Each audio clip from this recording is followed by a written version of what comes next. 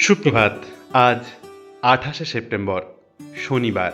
আজকের দিনে আমাদের প্রধান চিন্তা থাক, যিনি যথার্থ প্রেমিক তিনি সতত প্রেম দান করেন।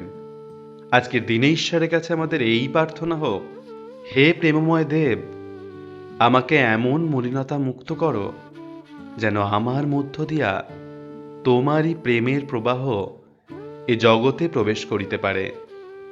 আমি যেন কখনো এর হৃদয়ে ঘৃণা বা বিরুদ্ধ ভাব পোষণ না করি।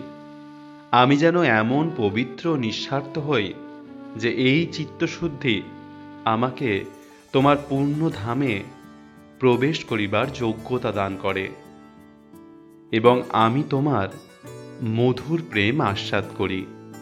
তুমি এই আশীর্বাদ করো যেন তোমার সেই প্রেম, যাহারা আর্ত বা উৎপীড়িত, তাহাদের নিবেদন করিতে আমি ভুলিয়া না যাই। আজকের দিনটি আপনাদের খুব ভালো কাটুক।